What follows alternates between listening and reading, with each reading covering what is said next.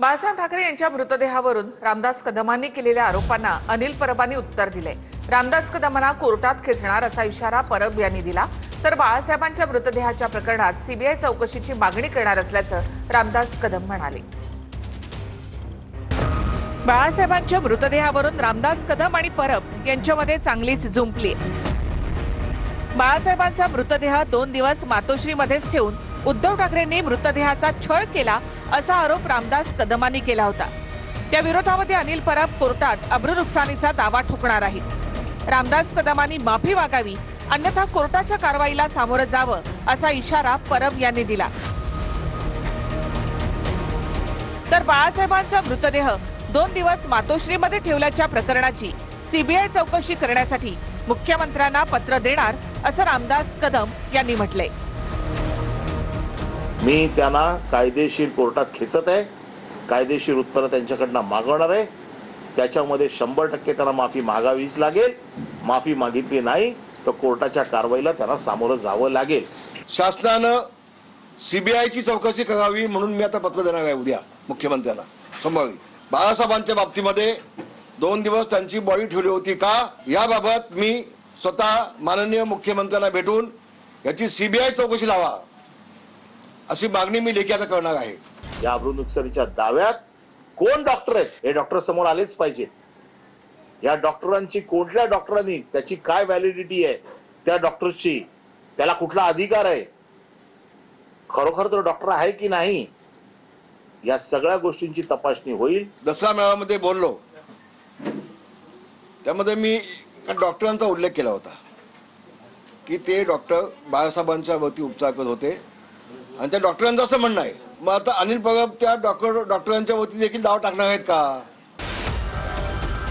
कोणत्याही कायदेशीर कामासाठी एखाद्या व्यक्तीचे मृत्यूनंतरचे ठसे चालतात का याचं ज्ञान रामदास कदमांना नाही असं परब म्हणाले।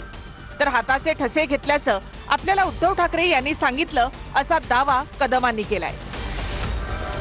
स्विस बँकेची पद्धत रामदास कदमला माहिती आहे का? रामदास कदमचं अकाउंट आहे का तिकडे स्विस बँकेत की अशा प्रकारचे ठसे घेऊन स्विस बँकेतनं पैसे येतात?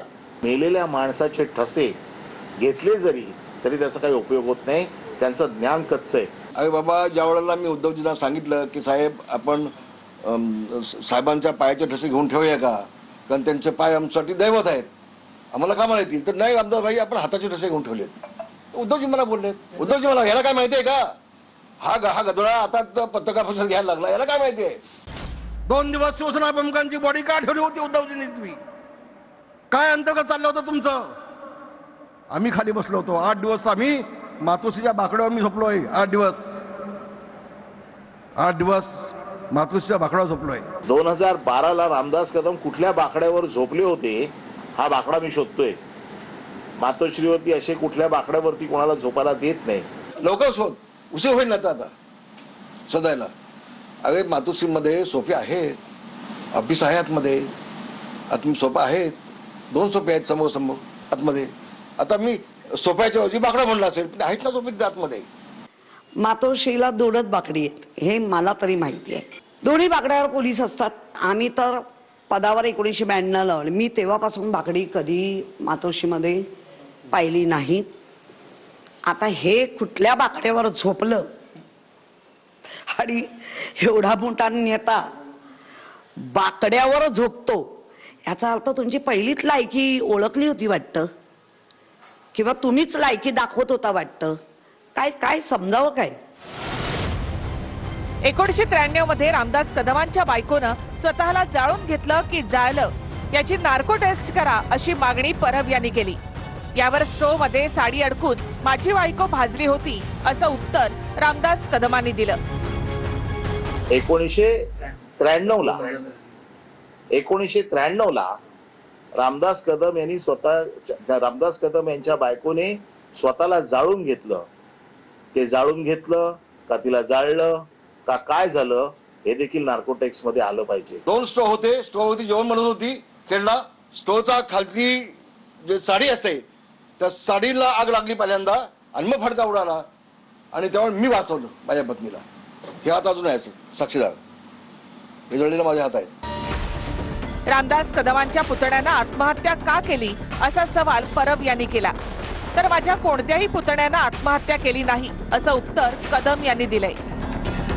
त्यांच्या पुतण्याने आत्महत्या केली आहे. ही आत्महत्या का केली आहे याचा देखील शोध गृह राज्यमंत्री योगेश कदम यांनी घेतला पाहिजे. माझ्या कुठल्याही पुतण्याने आत्महत्या केली नाही.